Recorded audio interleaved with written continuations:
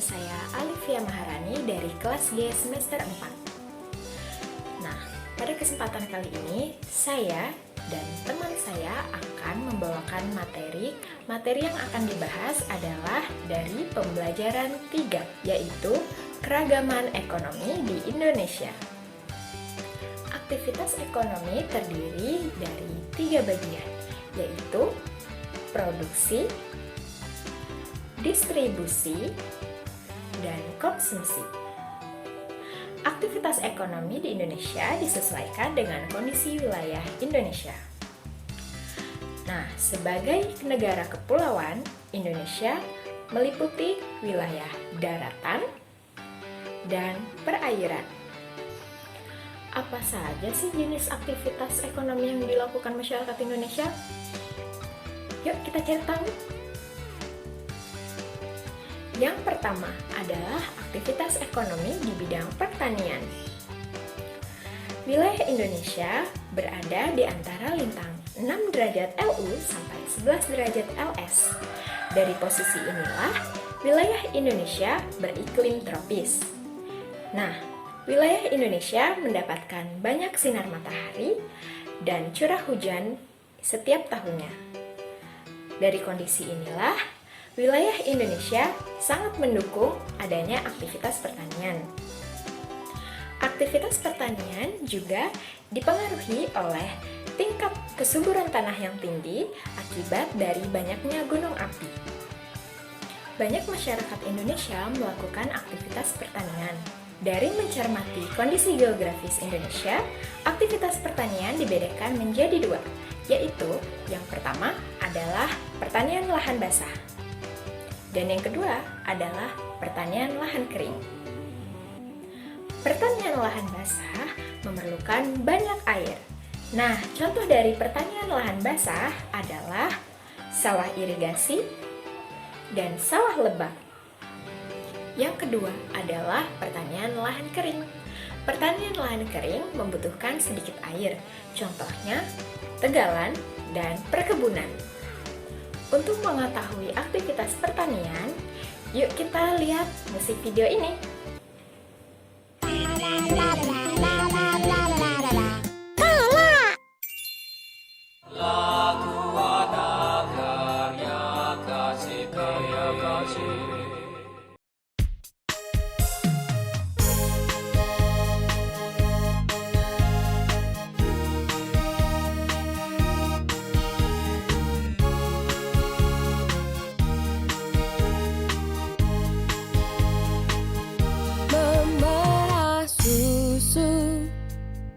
Menyabit rumput, memberi makan semua ternak,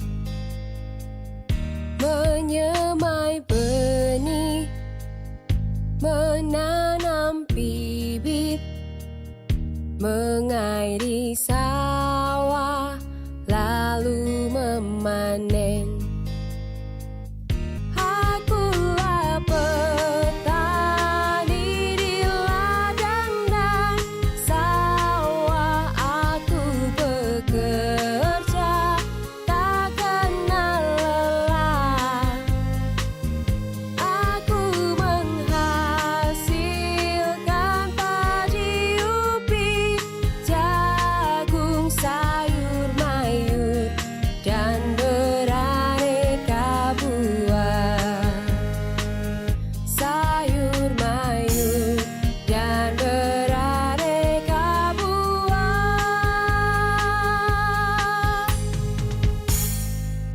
Bagaimana?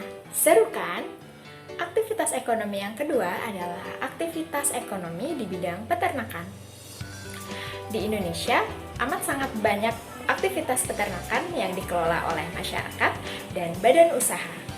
Aktivitas peternakan terdiri atas peternakan unggas, peternakan hewan kecil, dan peternakan hewan besar.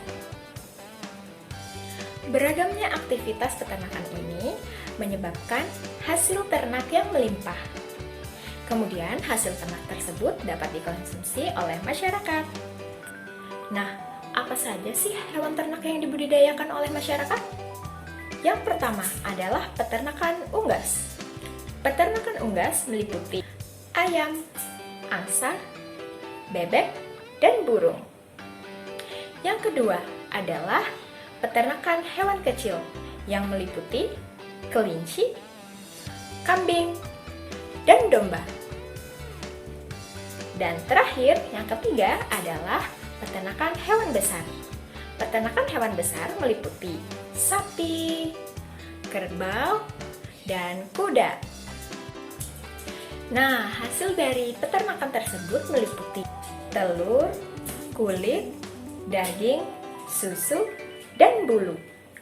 Tidak hanya untuk dikonsumsi, dari hasil ternak tersebut kita juga bisa membuat tas, jaket, sepatu, ikat pinggang, kerajinan tangan, dan lain-lain.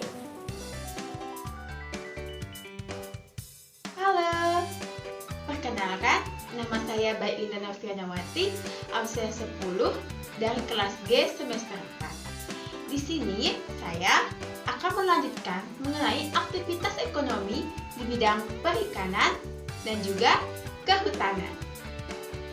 Yang pertama, aktivitas ekonomi di bidang perikanan. Seperti yang telah kita ketahui bahwa negara Indonesia adalah negara kepulauan. Wilayah Indonesia berupa perairan.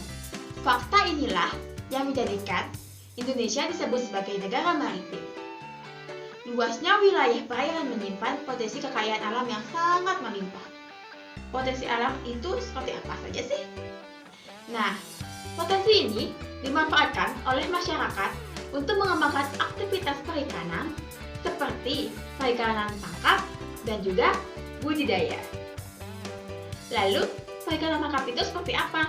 Contohnya, nelayan yang menangkap ikan di laut. Sedangkan perikanan budidaya dikembangkan dilakukan di kolam, sungai, danau, maupun waduk.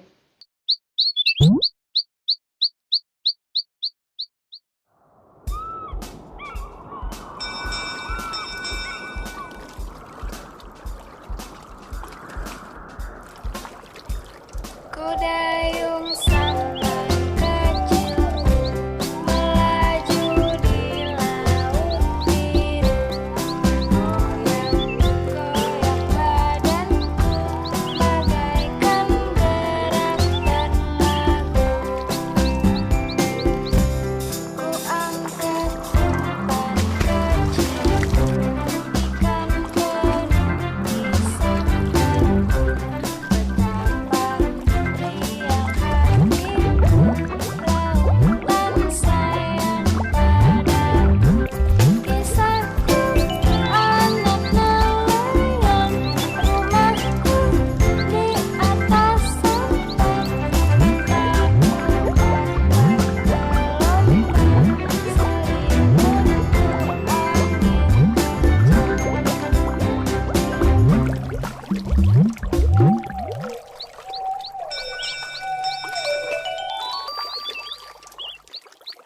Selanjutnya, yang kedua, aktivitas ekonomi di bidang kehutanan.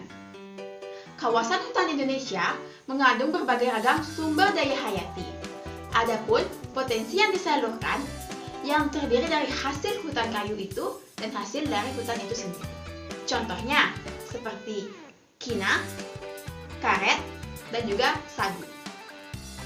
Sehingga potensi ini menjadikan negara Indonesia sebagai pengekspor kayu.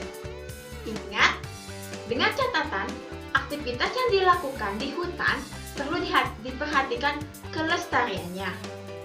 Kenapa?